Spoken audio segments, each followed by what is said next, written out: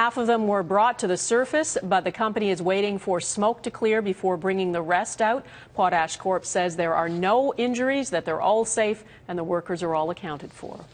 It is hard to believe, but it has been 13 years since 9/11. The attacks on the United States changed everything, and today the American president marked the day with a service at the Pentagon.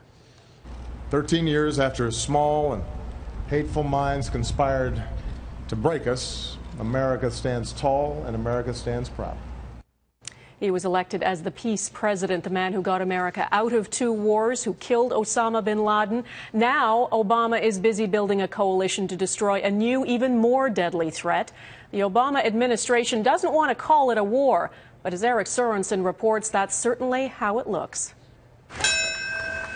New York City, 13 years on.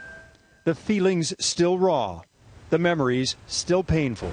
I miss you so much. Daddy, you're my hero. I love you. In Washington, commemorations just as solemn.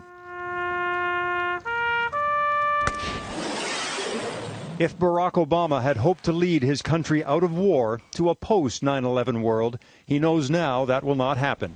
They sought to break our spirit. The they he speaks of are Islamist extremists.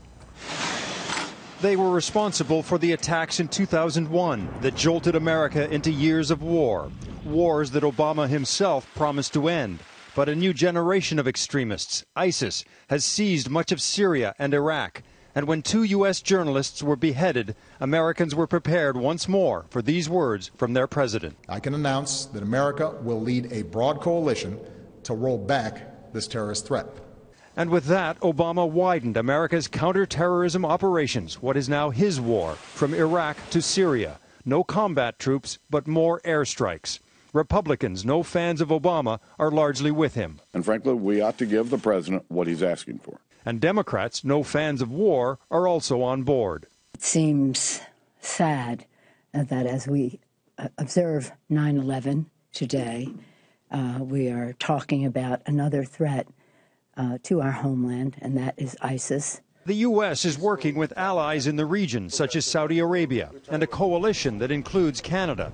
But the key partner will be Iraq, and whether its disparate forces can defeat ISIS on the ground. It's an army that requires the use of another army to destroy it.